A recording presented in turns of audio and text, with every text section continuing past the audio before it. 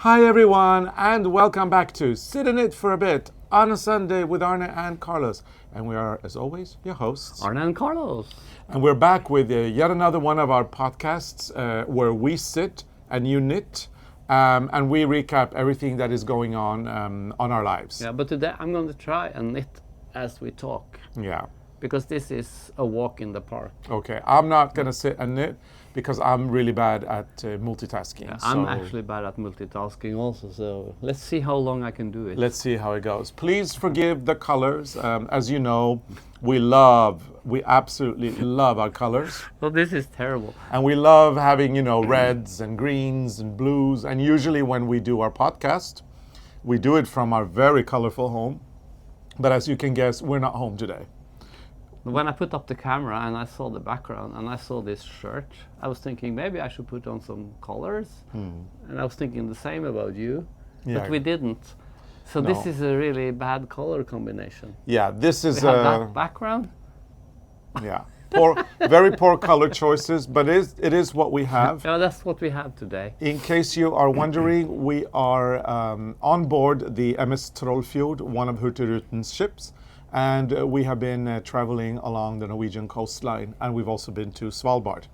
And this is one of the last days of the cruise, and we've taken a little bit of time off to come in and record this episode before the week is over, because even though we will be at home on Sunday, when you watch this episode, we still don't feel like traveling the whole day and then having to do the podcast. So we thought, better to take some time off and do it here while we're here. So when you see this, we have been out in the ocean for how many days? 14 days. 14 days. And when we do this, we have 2 more days.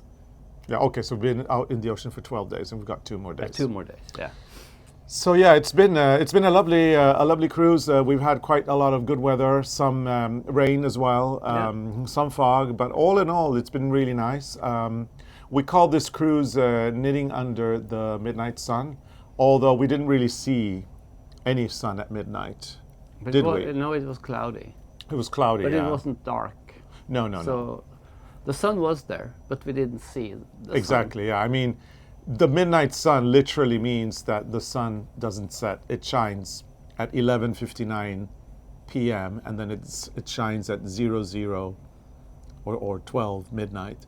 And then at 12:01, it still shines. Yeah. So that's what the midnight sun does. Unfortunately, on a cloudy day, when the sun's above the clouds, you don't see it, but it still doesn't set, and so you still have eternal daylight. Yeah. And in Norway, mainland Norway, we do not have the midnight sun anymore. I think in Norway, it's up until somewhere in July, maybe. Somebody's probably going to Google it, but it's in July.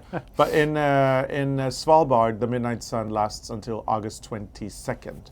That means that today, the day we're recording this is August 22nd, and today is the last day of the midnight sun in Norway in 2024. Yeah. Yeah.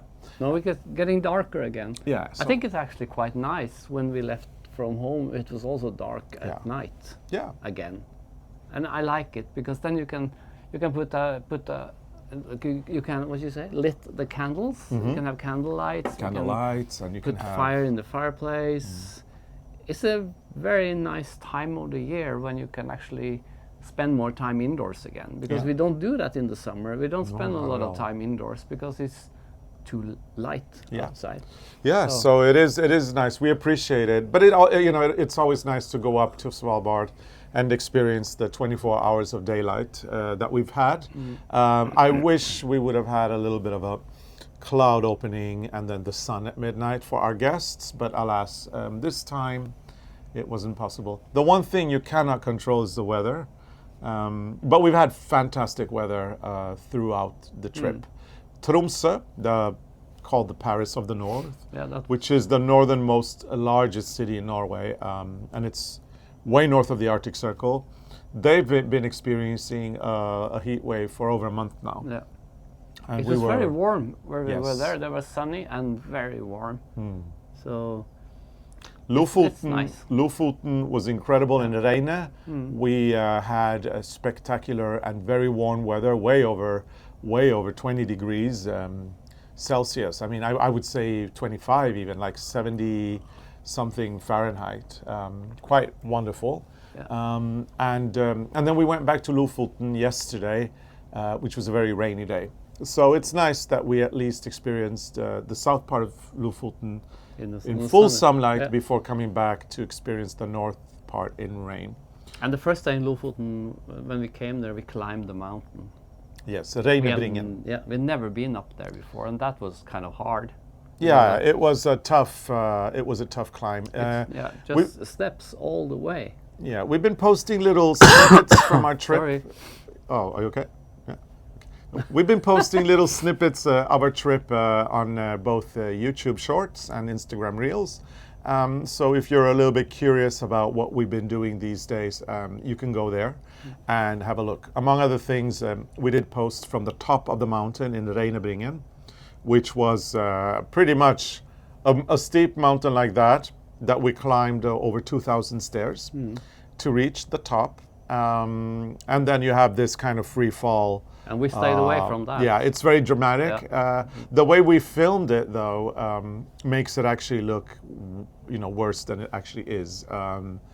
Because of the camera, you get a little bit tricked to think that we are actually at free fall. Yeah. But there was actually some land in front of us. And we're actually quite afraid of heights, so we would never go out on the edge. No, never. But there were people who did it, and I can't understand how they dare. It's dangerous. It can be very dangerous. Oh yeah. But I would never do it. I'm so afraid of So heights. if you saw the video and you felt very concerned for us and you felt that we were being a little bit crazy and irresponsible, it does look worse than it is in the video. And I mean, I can admit that myself.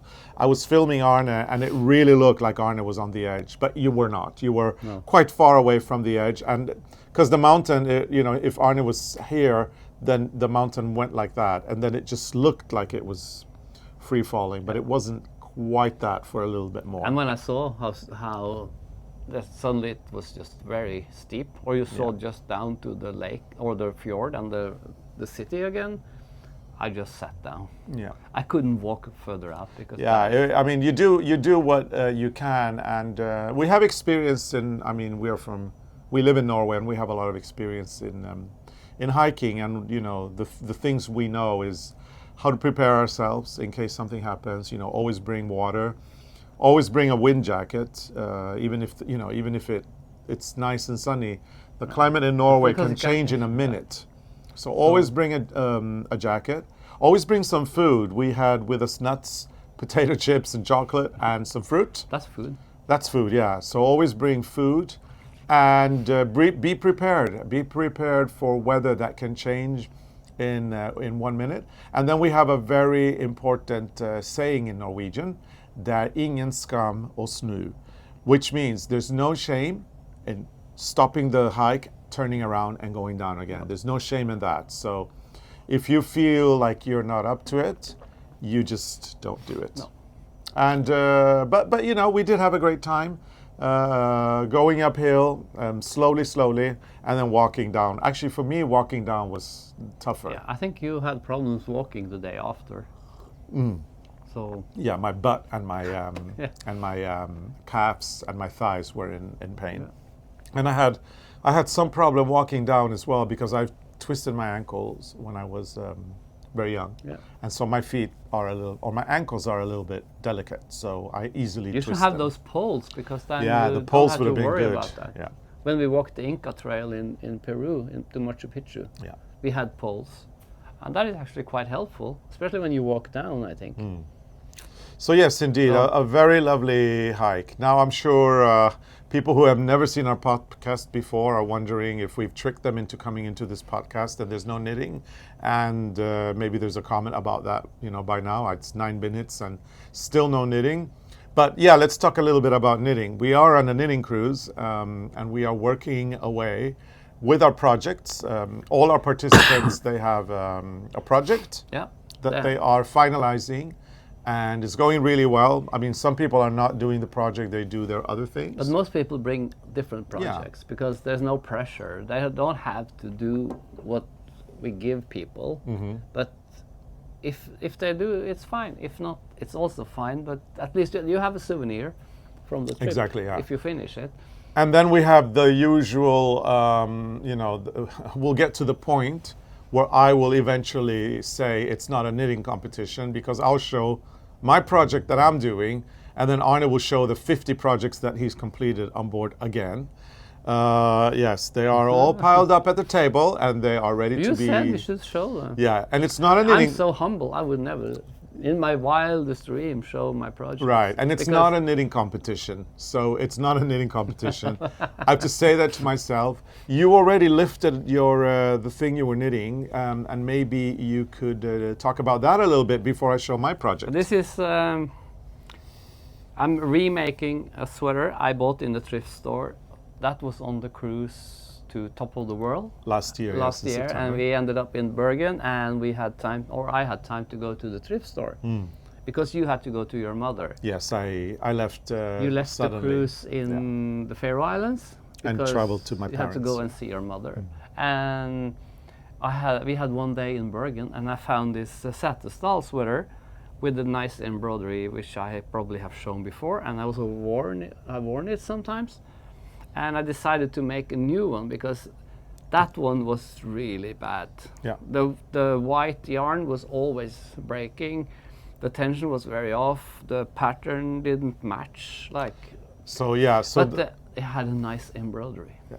So the knitting was really bad, but there was something else you loved. Talk a little bit about the volume, the shape. And the volume was really cool. It was like oversized volume, and I really loved that volume. So I made a swatch, and now I have cast it on the same number of stitches to have the same volume as the one from the thrift store. It's nice because the volume when you wear it, it's nice because it falls. It has a nice fall to it. You know, the gravity pulls it down on the sides, and it's really nice. Yeah, I like that. It's me too. It's a very comfy garment. And at home, I have started the sleeves for this sweater because. I casted on the stitches with Norwegian wool because I want to make it new, and a new one. And when we went on this trip, I was thinking maybe I should bring some of the UFOs instead of doing something totally new. So I left the sweater or the garment, the bag with yarn and the sleeve at home. And then we came to Hillesvåg, the yarn factory outside of Bergen, on the first or second day. Yeah. And when I saw all that yarn, I couldn't resist.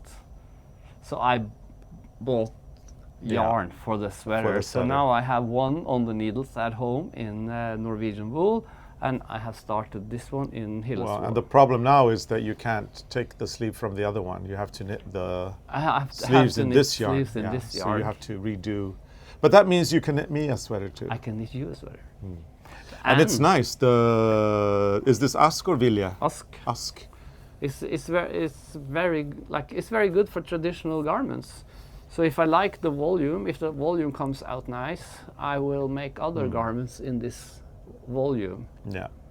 And when I looked at the color there were like a gray one and a yellow one. That's something I want. I want a gray and yellow sweater. So question, I know that you copy the volume, and you are doing the same. You're copying the sweater as well. I'm doing the same pattern. Exactly. And I think this is a pattern from the 60s. I think we have that pattern cool. at home. And what you did was because you didn't bring it, did you? Yeah, I have it also. Oh, you do have it? Yeah. Oh, good. Where is it? Anywhere? It's there. So 1 minute, because that's what I was going to say. How do you? I mean, did you write down the measurements? How are you copying it? But it's here, yeah. And now that Be careful, because I have some shopping in the sweater. Take it out gently. Okay, maybe you should do it then. Maybe I should do it. Yeah, because it's better. Okay. Yeah. I can show you. Yeah. So yeah, now that I think about it, of course, Arne will bring it. I have seen him work with it. But yeah, I thought it was nice that he can bring it now and show everybody what it will look like. Yeah. So it will look like that, but better knitted. So it will hopefully better. Hopefully. So it will look like this. So I've used it many times. So you've probably seen it before. But the problem is that the stitches, the white stitches are breaking, Yeah. and the tension is very off. In some places you see, like here's this huge stitch that is coming out, and there's a big hole. I have actually mended it so many times with doing duplicate stitches. But it doesn't. You see this one, it comes. Yeah. So once you've copied it and once you've knit the body and the sleeves, you'll cut off the, or you'll rip up the embroidery. I think that actually it's coming off by itself because that too. That is also badly made. You see, it's open here. Yeah. So it's easy to take off, and then I will finish the body and I stick it, and then I use this as the base when I cut out the knit from the sticking, and then I put this embroidery back on.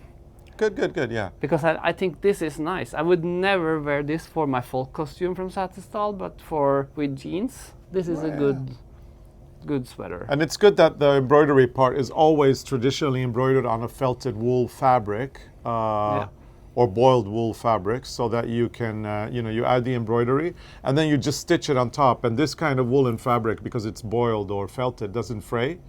So you sew it actually on the outside. So you put it over, and then with the machine you go around it it's open here, flat. so you can see it. It's very good. Here you can see it's just binded off the garment, and then this one is put on top.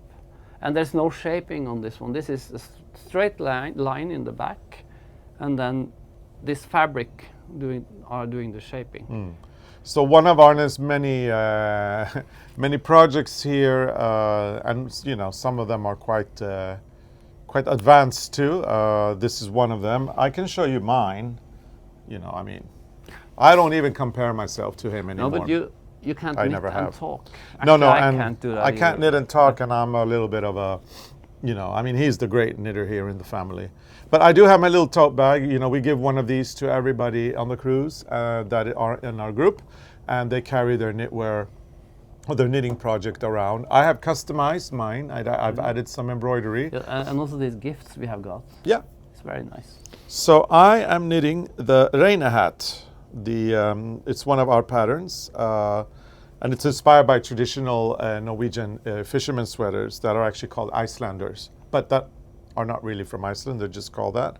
So actually, I've done quite a lot. But I decided I wanted a rib that folded in up. The problem is I started with needle 4 millimeter for the ribbing, and then I was gonna go, I started with a 3.5 millimeter for the ribbing, and then I was gonna go up to a 4 because I have very tight tension. And I started the rib and I didn't like it, so I ripped it up, and I started with a new one in the needle 3, and now I'm doing needle 3 I did 3 millimeter for the ribbing, and I'm doing 3.5 for the body or for the hat, and unfortunately it's too small. So I think the pattern was made for another yarn. Yeah, I think so too. This can be a nice gift. Yeah, it'll be a nice gift for one of the grand nephews or nieces. I've got a goddaughter now I could give it to when she's older. Yeah. Or maybe her brother Alexander. So a kid will get a hat from me for Christmas this year. But it's this really nice pattern, which has a little bit of knit and purl. I think you do that on every cruise. Or is it the second or third I cruise think it's you're making this hat? I think it is, yeah. Have you finished the others? No. Yeah. No, actually, yeah, I finished one. Yeah, you finished one. Yeah. No, but I find that this pattern is easy to do. I don't screw it up as much as I would color work design. Although last year I did a lot of the hat that we designed for MDK. I knitted several of those and gave them away as gifts. Yeah, you did, yeah. But I like knitting this pattern, and I didn't have this color combo. Last time it was white, I believe. Yeah, I think, yeah. So, and I keep telling myself for every stitch I knit, I keep telling myself as I look at Arne and as I look at the pile on the table, it's the end result that counts. Yeah, and then you're very the end picky result that counts. with everything you do. Yeah. So you had done a lot of ribbing, and then you found out that you didn't like the rib. You said it was not even enough or something. I didn't like it. Unraveled everything. So anyway, it's the end result that counts, because now you're going to see what else Arne has been doing. Yeah, because I brought Oh, sorry, I'm coughing again. I'm finishing UFOs, so I brought a scarf. So this is a crochet scarf. Very nice one. I was missing 4 of these. So was it 3 or 4 of these diamonds? So that I finished. The first thing I finished. Yeah, this is really nice. Can I see it? Yeah, we're gonna put this out on our web shop maybe. So what I love about this crochet scarf is that there's no right or wrong side. It's a reversible. It's a really fun crochet technique, actually. And I'm going to put it on, so bear with, because the microphone might sound Make a little... noise. Make a noise.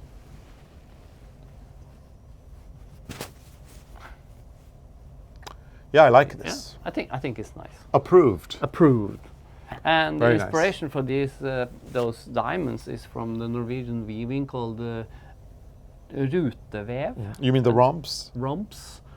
There's like a technique where they're like this old woven tapestry, and they are only these romps next to each other. Yeah. So that was the idea behind it. So doing a little close-up here so you guys can see what it looks like from up close. It's a very simple technique where you're just using trebles.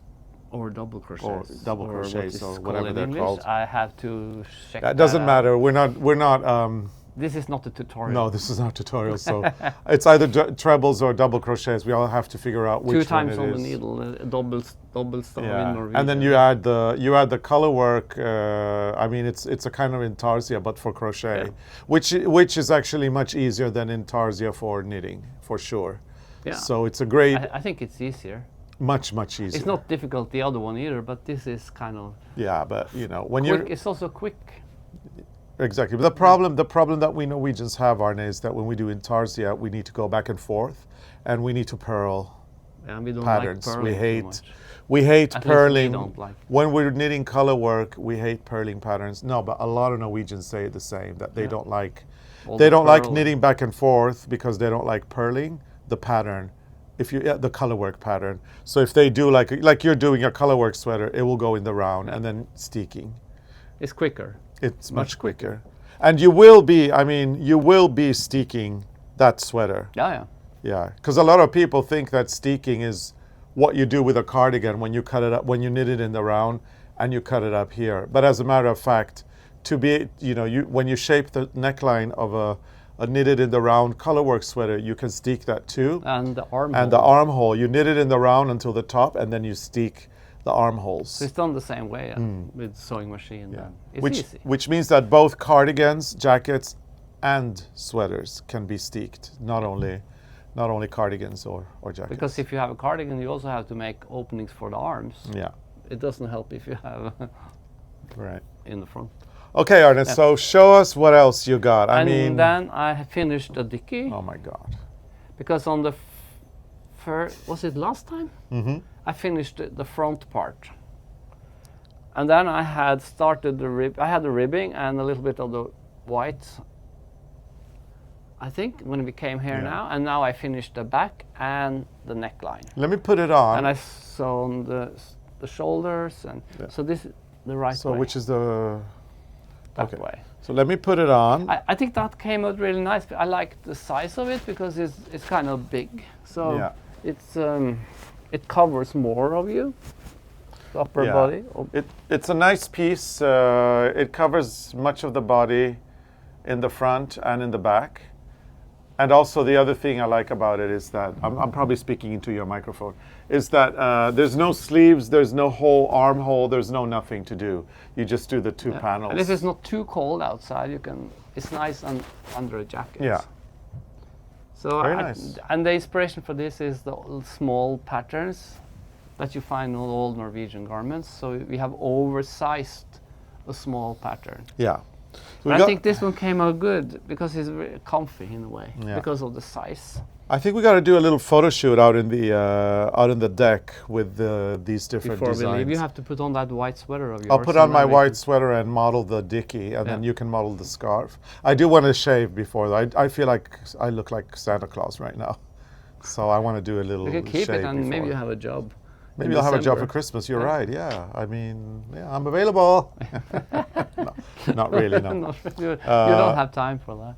But yeah, it would be a great idea to do this on deck. And we are working. We're going to work to release the pattern as well for both of them. You know, the crochet scarf and the dicky. And we have a lot of people here that follow us. You know, even if our show is called "Sit and Knit for a Bit," where you knit and we sit. We also have a lot of people that sit here and they do quilting and they do embroidery and they do crochet. And we've had a lot of people asking us for patterns in crochet.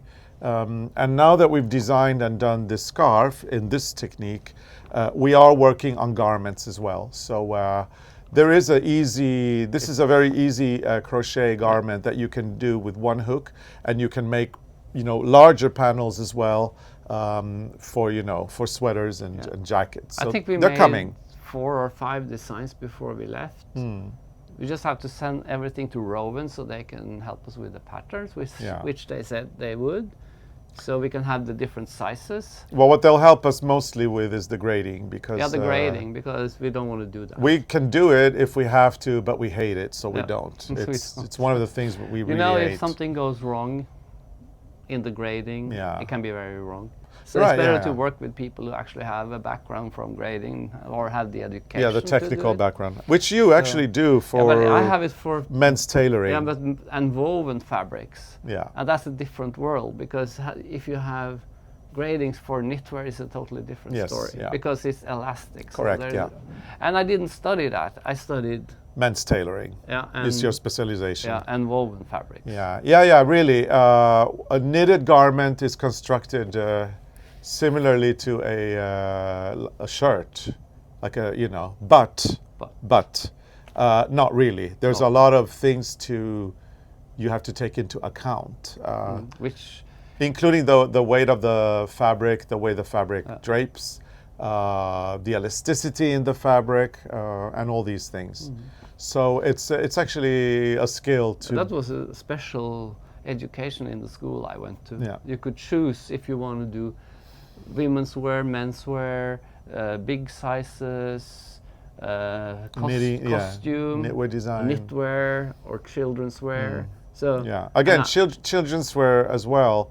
there's so many sizes. Yeah, That is the- children's wear is special because a child's body is different than an adult's body. You've got the proportions are all different. I mean, the kid's head is always bigger. Is bigger in proportion to the kid's body compared to adults. So it's all again a set of skills. And also all the sizing. Yeah, sizing with for kids. children is complicated. Yes. And now that I have my little goddaughter Zoe, I already bought her some clothes, and it is very confusing when you go to the store. I went to this. I actually went to Liberty in London to get her a nice little gift when she was born, because we were in London before her birth, and I wanted to just get her a little, cute little onesie or something in a Liberty fabric. I know, crazy expensive, but I still felt like, I want to do this for my goddaughter. And I was there and I was so confused because do I get her something for now, or do I get her something for next year? If I get it now, am I sure she's going to be the right size? What if she's born smaller? What if she's born larger? Very confusing, very confusing. And then I got her something in between, and then it turned out she came out a little bit bigger than than usual. So it fit her perfectly, but it probably won't fit her in a month or two. So Maybe yeah. not.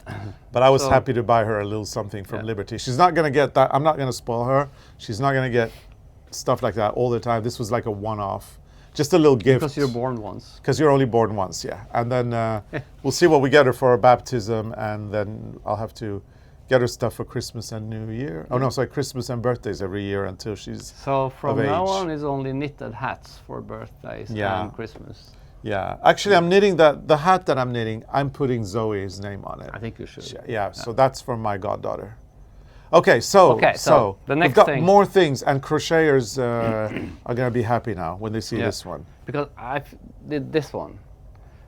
This is a placemat, and I think we have the pattern on our website. I only brought the yarn for this, and so I finished this one, Yeah. and this is what's it called, the pattern? Hedvig? Yeah, but as a placemat. Yeah, but it's the same pattern as the It's the Hedvig blanket. But in all the flowers are in one color, and when they are like that, they look like anemones. Yeah. Don't you agree? Yeah. Or anemones? I don't know how the English pronounce And I've done it. a few of these before, because with different colors. So we have so many color combinations for this Yeah. one. And it's in cotton. Yeah, and you can get the pattern both for the throw, which is multicolored, and also for the placemats at arnecarlos.com. Just select the web shop and you'll get it there. And I think having a lot of these on the table in the summer is really nice. You could also do them in red and green and white, and it could be for Christmas. Yeah. So I finished this one, and then I also brought another project in the same technique. Oh. Oh, yeah. Okay. This one. So this was supposed to be a tote bag, but I can't find the design. I brought a print from the design, and I can't find it. So I think I just have to leave this until we come home, because I have all the flowers with me, but I can't find the drawing because I want to put the flowers in the right order. But this will be a shopping bag. Yep. Or a tote bag. So this won't be finished on this trip, but at least I tried. Yes. So I think that's all the projects I have with me. We've actually been very under ambitious this time, and packed fewer projects than usual. Yeah. And now you can see, Arne, that it still works out. So you don't have to bring 50 projects. You only need to bring like 4. I think it's nice to bring all the unfinished projects. Yeah, absolutely. Well, not all, but some of the unfinished projects, because you have so much time in the ship and you can finish stuff. Yeah. But I hadn't planned to start the sweater, and this but it's good that you did. Takes a lot of time. It's good that you did. But it's fun. It is fun, yeah. So. But I can't knit and talk at the same time, so I just put it down for now. But I'm almost up to the color work. I need 19 rows with the lice, and then I can do the color work. Then you can do the color work. So that I think that's what all the projects I brought this time. Very good. And I'm doing my hat as usual for Zoe, my goddaughter. Yeah. So. But I think I'm gonna bring like another. If this is finished for the Antarctica cruise. Yeah, that would be nice. Then I can bring another project, because I need to have that the one in gray and yellow. Yeah. I'm not sure which pattern it should be, but I like to do all these old patterns. There's so many old Norwegian sweaters that are so nice. Yeah. So it's fun to make some of them. Yeah. I know what you won't be bringing to the On Top of the World cruise. Anything with fabric that you need to cut. No, because they take my scissors away. Yeah. So when we are on this knitting cruise, we are on board a working ship that travels the coast and delivers supplies. But when we go on Top of the World, we are on the same company, Hurtigruten, but they have, well, actually, no, it's not the same company anymore because they split. They've created a new company. Anyway, those are expedition cruises. And on those, they have to, because they're traveling abroad, outside of the Norwegian borders, they have to adhere to the international rules and regulations. And when you board the ship to knit on Top of the World, you have to go through a scanner, just as you would to go on an airplane. And your luggage goes through a security and a scanner as well. And if you have scissors with very long blades, I had this one. Yeah, he had a Japanese scissor the size of this. And that was between the eyes. Not that. That's big. what the fishermen say, right? Not that big. No. But he had a big scissor, and if you have this big. if you have a blade that is over a certain amount, you can't bring it in. And they actually confiscated your scissors. And actually, I also had a pair of scissors that they confiscated. So this year we are gonna make sure that we don't have anything Not illegal the big one, but in our bag, so that it doesn't get taken. You're not allowed to bring any wine from outside either. We No. did not do that last time. No, We but there were a only- lot of people who had wine and olive oils and stuff. they Yeah, had and to- those got confiscated as. I brought this one yeah. this time. Yeah, This so is that'll a- be This is a bad one. Yeah, that's I a can very hardly bad cut one. the thread with it.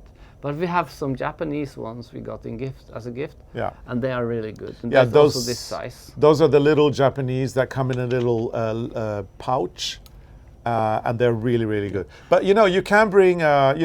We have some scissors that are about this size, and those you can bring. So, But I'm not going to cut any fabric no. because I'm going. If we do some sewing, I think we should bring the Italian doll. I don't think you need to. I think Yes. let's just do knitting on top of the world and crocheting. But I and have a embroidery. few dresses that need beading. Okay, but then they'll be pre-cut. Yeah, they're already. They're cut. already done. Yeah. Yeah, I have so- sewn them. and then you It's can do just, it. Embellishments. And then you can do it. Because it's I think it's nice to have some variation. Yeah. I can't only do knitting or crocheting. I need to do other stuff. Yeah. So Yeah. So as always, I mean, not as always, but we organize a few of these knitting cruises every year. And every year we get these lovely groups of people that come to knit with us.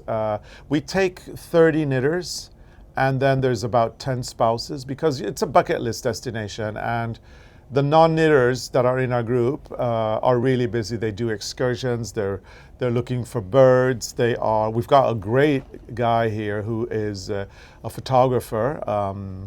He worked in the industry in Hollywood before, and not as a photographer, but he is a really good photographer. He's taking a lot of fantastic pictures, and he's actually busier than all of us knitters are, because he has to be out on deck all the time and taking pictures. Meanwhile, we are knitting the projects that we do, and we've been spending a lot of time out on deck, luckily, because of the good weather. Now, I'm going to go quickly because I want to show you something. We get gifts as well when people come to see us, which is lovely. It's not that we expect any gifts, and you don't have to bring anything if you come on our cruise. But some people do, and we got a lot of nice things. We got honey. and we got the hand spindle. A hand spindle that was really nice. With a beetle on it. But because it's almost the end of the cruise, we've already started packing. And the spindle and the honey and some of the things. We got a beautiful glass bauble as well for our Christmas tree. Those things are very delicate, so we've already packed them. But I'm seeing we that can show them on Sit on Knit when we're home. yeah, we'll show them on the next Sit and Knit. But I do see one thing that I do want to showcase. We haven't packed it yet, and it is a really nice gift that we got from our friend Karin. And yes, we are very excited about this. I see your people can hear you even if you're over Oh, yeah. there. So, we got this lovely book. And it says Book of Patterns and Instructions for American Needlework. And then you have all of these incredible things in here. It is probably one of those things that we really appreciate. This goes into our stitch library at home. And there was also another book with the same.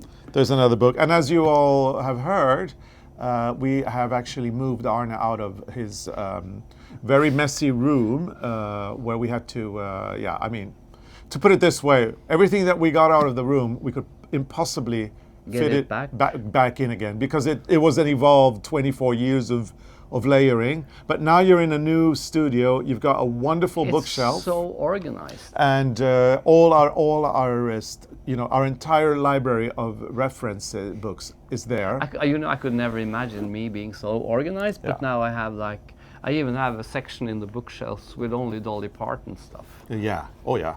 So this is going into our library as well. And it is a box, which then consists of all these nice embroidery patterns. This is a treasure. Yeah. Look at this. This is something like that.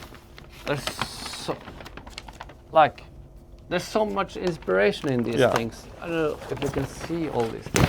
There's so many different embroidery. So as you can see, they're all patterns, and then there is a foreword as well. look there, they are like big sheets like this. Yeah, So big. very nice. This is something we have to go through when we come home, and Yeah. And then it's got this part has general directions for embroidery, there's like crewel, different stitches yeah, you can crewel use. work, which I absolutely love. And then it's got so What is embroidery. that? Crewel? Crewel work is this kind of embroidery. Oh yeah. Um, We can learn some new names. yeah, and needlepoint, Yeah, here's this patchwork. This is needle cross stitches or petit point. There's applique. There's so many different things. There's quilting, nice. It could be fun to do some of Oh. these things. hooking. Yeah. And there's this. Look at all these things. Huge. There's a little bit of crochet and knitting as well, and weaving. And then this one was interesting. It's called candle wicking.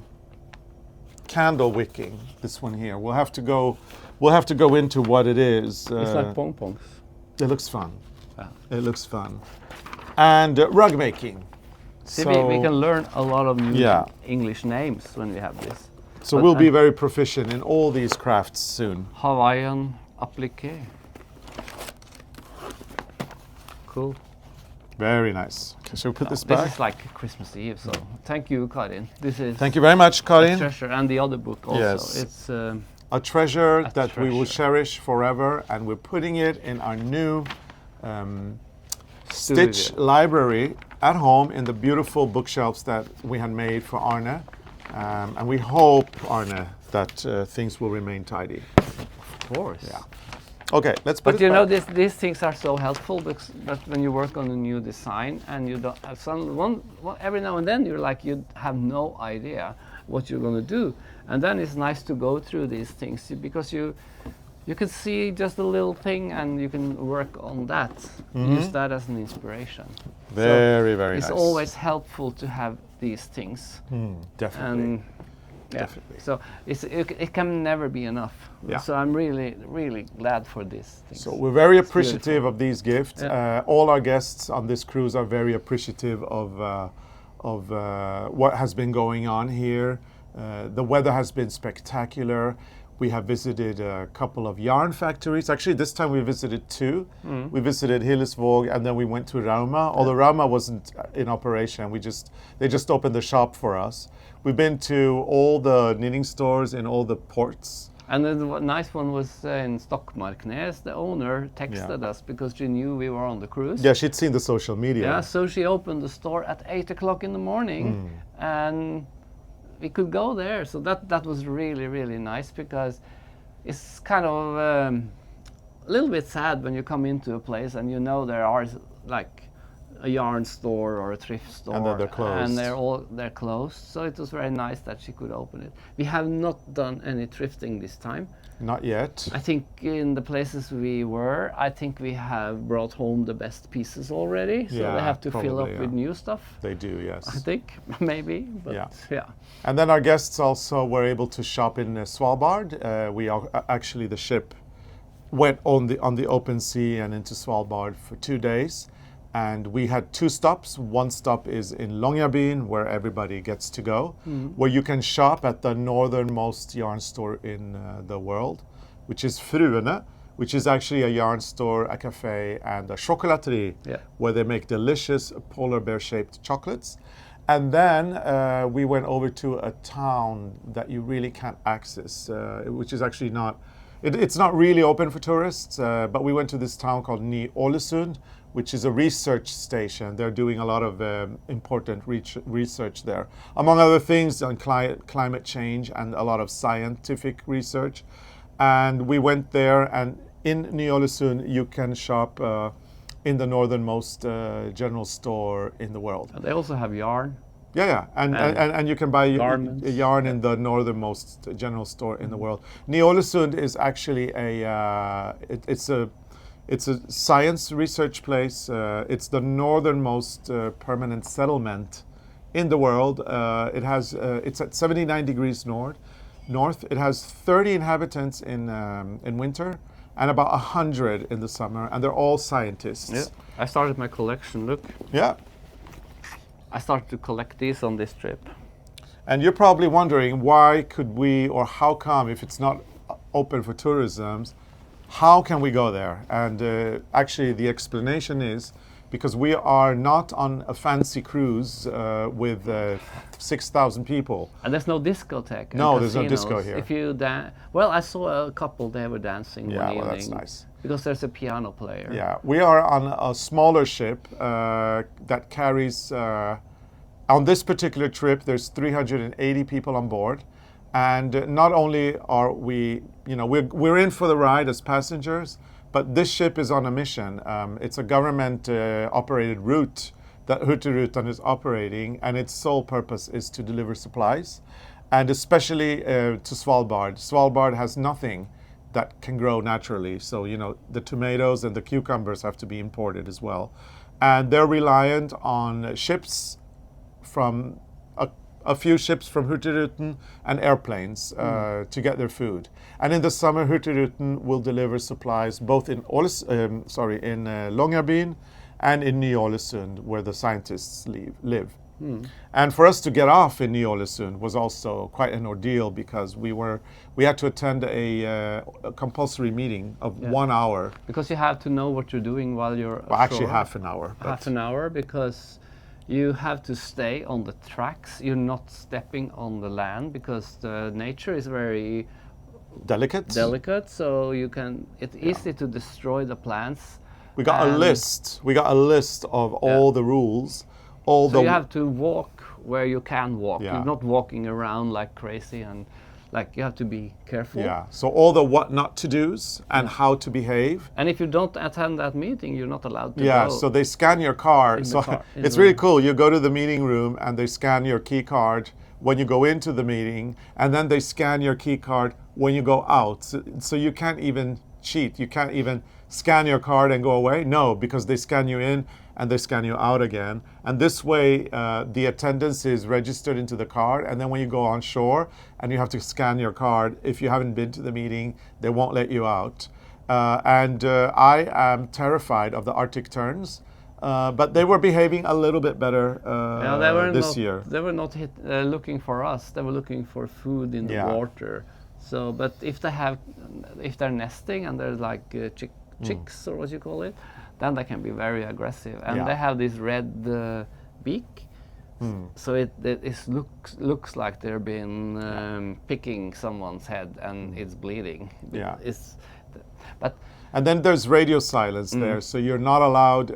The ship turns off the ship Wi-Fi, and you are not allowed to put on your phone. You have to put your phone you have to turn off Bluetooth, you have to turn off Wi-Fi, and you have to put your phone in flight mode for the duration of the stay. We arrive in Ny-Ålesund at 7 in the morning, but from 5 in the morning until 2 in the afternoon, when we were way out at sea again, we had radio silence. Yeah. And I think that when they are so gracious and allow us in, all the research, the company that does the research, all the shares are owned by the Norwegian government. So the whole operation in Ny-Ålesund is a governmental from Norway, and then they have guest researchers from all over the world there. But the whole thing is Norwegian operated government, and also the route and everything. So I'm thinking when they do this exception and they allow us to go to Ny-Ålesund, of course we have to do our utmost to follow the rules, make sure that we don't hurt the flora, the fauna, and make sure that our cell phones are turned off. And there's also private houses there, and they don't lock the door, but so you have to respect that some of the houses are actually private houses, so you don't go into the house. Yeah, unless a museum. Unless there's a polar bear, but then the ship will make this noise, blow the. So there was a whole security briefing as well before getting off in Ny-Ålesund. The area around the town is kind of protected, but if there is a polar bear sighting, the alarm will ring like a one long tone, and that means everybody go to the ship immediately. Do not stop, do not take photos, everybody go to the ship. Or And then they run said, to the ship. well, yeah, as quickly as possible. And then they said, the doors to the houses are unlocked, but you are not allowed to go into any house, except in a situation where the polar bear is between you and the ship. Then you must go to a house and go in to the house immediately and close the door behind you. And then you are allowed. Yeah. But I think there is a consensus for this being a rule all over Svalbard. They don't even lock the cars. No, because if there are a polar bear coming, you need to hide somewhere. Yeah. So I think that's a rule. Exactly, yeah. And then when we left Ny-Ålesund, the ship took a little tour around in the bay. Just around the bay to see we looked at the glacier. glaciers. And then we left and we went back because the ship is en route also. So it had to be, it had to arrive in Ny-Ålesund at 7 o'clock and it had to leave at 1 o'clock because this ship is on a schedule and then it was going back to the mainland to bring things. So cargo from Ny-Ålesund and cargo from Longyearbyen were loaded on the ship and then they are offloaded in Tromsø. So we're on a tight schedule. And as we left the bay, actually the King's Fjord, which is spectacular, which is the entryway to Ny-Ålesund, as we left, we got a message in the ship that there was a polar bear on the coast. And that's the first time we have seen a polar bear. It was very far away. Yeah, it was about, to put it like this, so the ship does not deviate from the route, but it did stop. So we were still in the water for about 20 minutes and about 1.5 kilometers on the coast, so about 1 mile away from the ship on the coast, there was a polar bear. It was so far away that we could see, I couldn't even fit it in here. It was just this tiny little speck that looked like snow.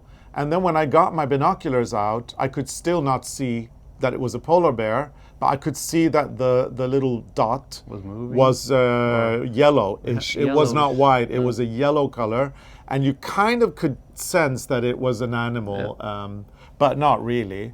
And then, the guy in our group who is a very good photographer, luckily he had a very big lens, one of those very long lenses, and he was able to capture the polar bear. So he let us use 2 of his pictures on the Instagram, where we put out some pictures. Yeah, but we had to could see the polar bear. We had to nice. We had to zoom it in, and then it's so unclear because it was photographed from 1 mile or 1.5 kilometers distance. Yeah. You're not really allowed to, and I don't think the ship would ever do that, go into land to disturb it. It stays on its route. And we were lucky that there was a polar bear. So now we know that there are polar bears in Svalbard. That the first time we've seen one, even if it was this little speck that you could barely see on the coast, it was there. And Robert, who had the camera lens, when he was photographing, he could see that there was also a white bird and an Arctic fox. Arctic fox. That was teasing the polar bear. So probably there was some dead animal on the shore that he was eating or something. We don't know. It was far away. Yeah. So we hope that you have enjoyed this episode, and if you have, please give us a big thumbs up. Like and subscribe, turn on your notifications because then you'll always be notified when we post a new episode.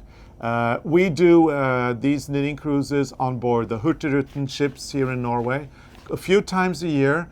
And if you want to experience one of the most beautiful coastline in the world, you should actually consider doing it. So go to arnecarlos.com and check out our journeys section there on our website, and you can read more about these cruises. So thank you so much for watching. See you next time. Bye.